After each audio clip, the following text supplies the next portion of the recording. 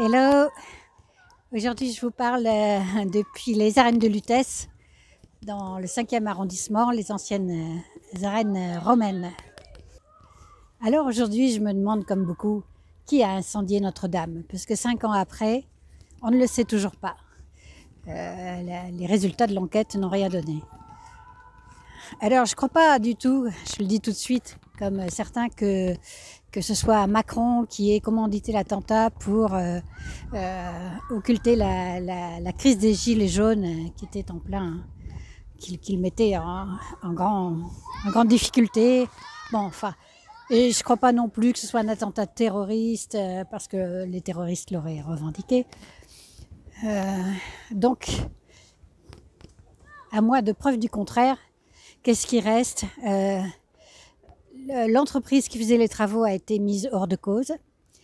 Et en fait, ce qui reste, c'est l'irresponsabilité des pouvoirs publics et des pouvoirs religieux du clergé. Parce qu'en 2016 déjà, un spécialiste avait été mandaté par le CNRS pour évaluer les risques d'incendie dans Notre-Dame. Et il avait remis un rapport très complet où il alertait sur le fait que en fait, les risques étaient énormes et qu'il fallait absolument prendre des mesures de sécurité qu'il préconisait.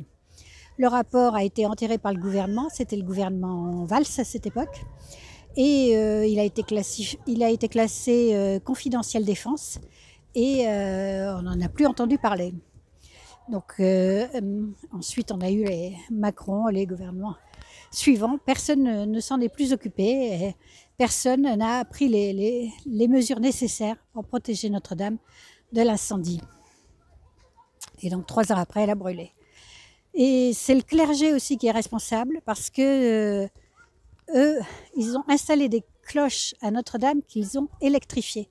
Et ça, c'est interdit dans un vieux bâtiment comme ça, c'est trop risqué, trop dangereux. C'est interdit.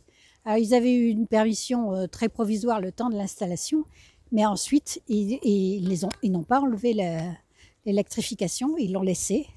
Et le jour de l'incendie, en fait, les cloches ont sonné à 18h pour la messe. À 18h18, on avait la première alarme incendie.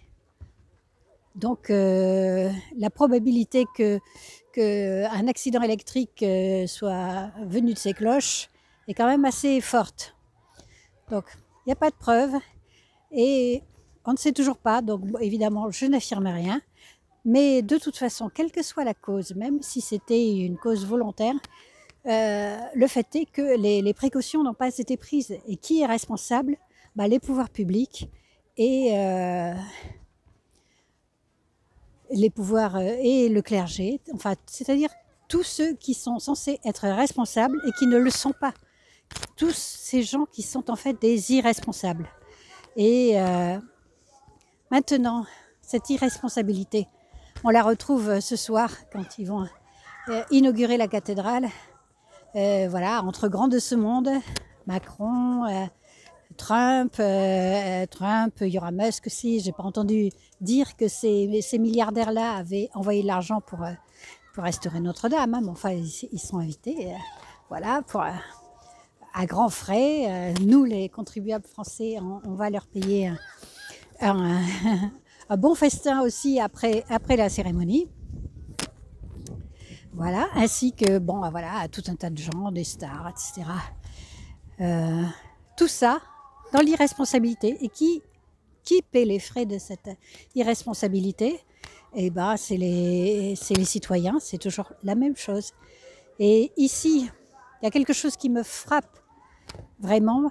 En marchant tout à l'heure là dans les rues, je commence à voir des décorations de Noël dans les boutiques, des petites crèches, des choses comme ça. Voilà Noël. Et je pensais à une image que j'ai vue l'autre jour dans le Monde, d'une école à Gaza, de ce qu'il en restait. C'est-à-dire, il n'y a plus de murs, il n'y a plus rien, il n'y a que des gravats. Et l'enseignante qui bénévolement donne des cours aux enfants comme ça dans ce désastre. Voilà la crèche à Gaza, ce que c'est. Et là, nous avons des religieux qui sont censés prôner l'amour, et des politiques qui sont censés prendre des responsabilités, eh bien, qui se taisent, qui laissent ça passer, qui même souvent soutiennent tous ceux qui sont du côté de Netanyahou.